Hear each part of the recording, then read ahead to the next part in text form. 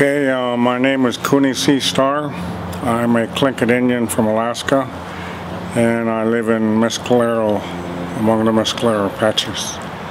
I am the commander for the American Legion Post 48, and through the Post 48, I've heard about the tax issue. Jim and his group have contacted me at one time, and they've really done a great job in their homework since it first started. They have more information than whoever is than the state. You were in the Army? Yes, I was in the United States Army. I volunteered back in 1967, and I went to Germany, and I volunteered for Vietnam. And I was discharged in 1970, and I went back in 1972 to 1975. And because of Agent Orange, I got a medical discharge. And you were exposed to Agent Orange in Vietnam? Just about all our veterans here have been exposed to Agent Orange. And it really affects your whole system, your whole body. And a lot of our veterans, they're not aware of the kind of sicknesses that you can get from it. And they weren't aware of, and still not aware, that they can file a claim. There's a lot of our veterans nationwide that have health problems. You know, for me, I have rheumatoid arthritis and heart problems, and the VA finally approved heart problems associated with Agent Orange, but that won't come into effect until next year. So how are you doing now? Like everyone else, I have my good days and my bad days. I go to the VA a lot for my appointments, and they really, if you miss too many appointments, they'll drop you from the list. It's a long distance for you to go to the VA. It depends on what it's for. I come to Albuquerque for my heart and my arthritis, and I go to El Paso VA also. That one is for dental. So that's a lot of traveling. I have a lot of VA appointments, and you know, all we can do is try to keep on going.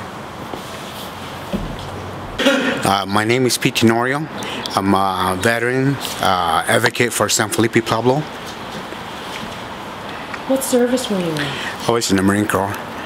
How old were you, Pete? I was 19 years old when I was in Vietnam. And what's the nature of your disability?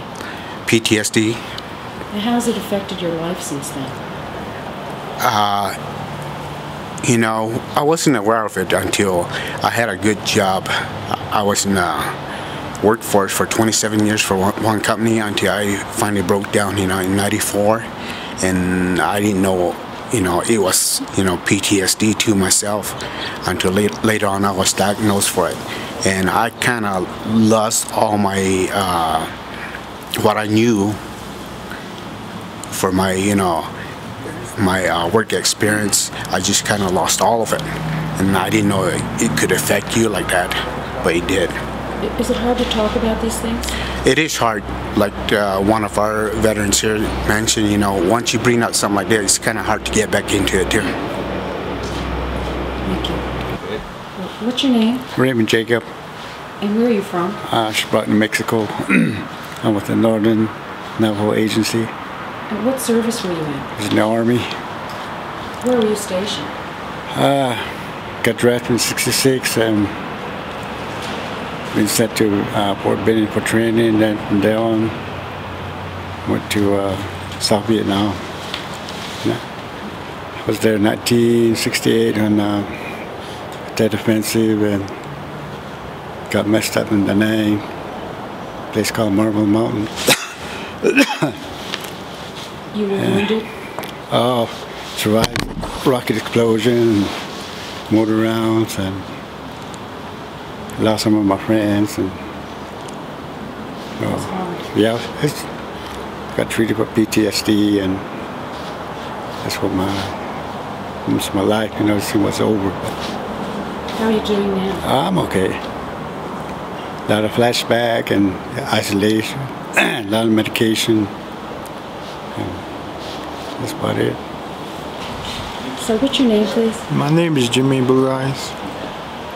And where are you from? I'm from Fruitland, New Mexico, on Navajo Reservation. So what service were you in, Jimmy?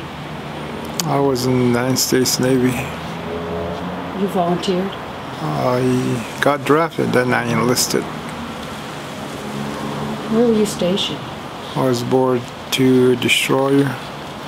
I was aboard the USF Larson, DD 830, and then also the USS Agerholm, DD 826. I had 2 tours of duty to Vietnam. So what's the nature of your disability? I'm still trying to claim my disability because on board the ship destroyer they don't have no medical staff, and I did have an exam in that health service, but they lost my records, and due to the fact that a lot of us Vietnam vets, we just want to get out of the service, so we never listed our A limits when we were getting out. Therefore, there's no proof that we have these disability because it's not in our records. How are you doing now? I'm still trying to get the VA claiming disability, and I'm still getting denied.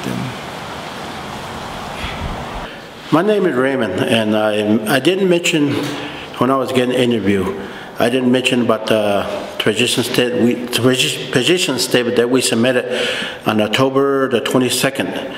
We mentioned to those committees that's been there, there's supposed to be a public hearing to be done there, but we mentioned ourselves that under this regulation and procedure, what they made up, and our Native American veteran had to provide those tax proof of RAS W-2 form, but 99% of our veterans is going to be denied because of that form they don't have, and that's why I like to make this statement, and that's why I'm here again. Okay, that's it.